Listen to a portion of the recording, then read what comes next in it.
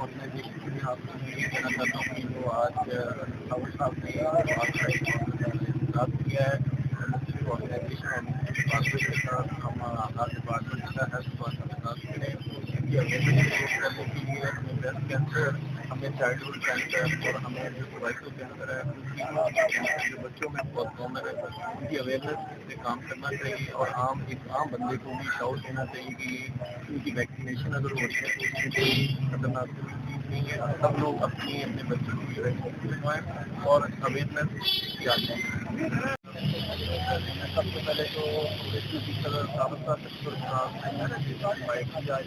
Programme کے بعد اور جب بھی مجھے انوائٹ کرتے ہیں میں ان سال کے حاضر ہو جاتا ہوں جہاں تک چلتے ہیں اویئرنیس کا پروگرام ہے اس میں بچوں کو ہو جاتی ہے بعد میں وہ علاج والے کرواتے ہیں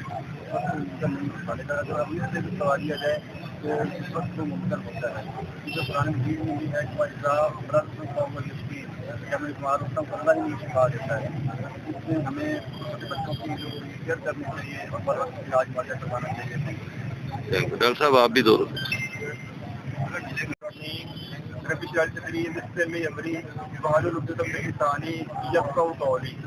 سب سے پہلے تو میں سب دوستوں کو شکریہ ادا کرنا چاہوں گا جنہوں نے آج میری چھوٹی سی بات سے میرے پاس آئے اسپیشلی میں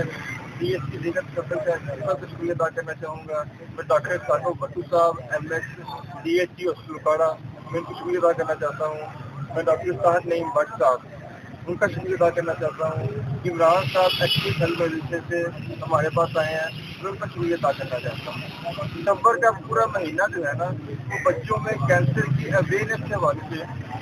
وہ تقریبات کی جاتی ہے وہ واک کی جاتی ہے. اسی والے سے جو نا آج کا یہ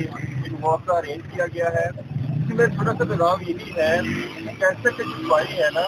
یہ بالکل قابل علاج ہے. ٹھیک ہے ہم جو سوچتے ہیں نا ہمارا اللہ تعالیٰ ہم پہ ویسے ہی جو ہے نا اللہ تعالیٰ ویسے پہ عمل کرتے ہیں. اچھا سوچیں گے اچھا عمل کریں گے تو اللہ تعالیٰ اچھا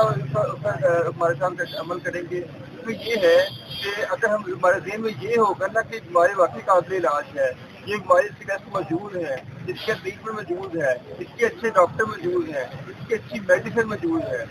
تو ہمارے انشاءاللہ جو ہے نا اللہ تعالیٰ اس سے کرم کریں گے اور اس طرح ہماری جو بیماری بھی ختم ہوتی ہے. میرا آج کا پیغام ہے کہ بیماری جو ہے قابل علاج ہے جس کو اس سے ڈرے نہ مت اس سے گھبرائے مت ڈاکٹر سے رجوع کریں ہاسپٹل سے رجوع کریں تو ان شاء اللہ یہ اس کا ختم ہو سکتا ہے.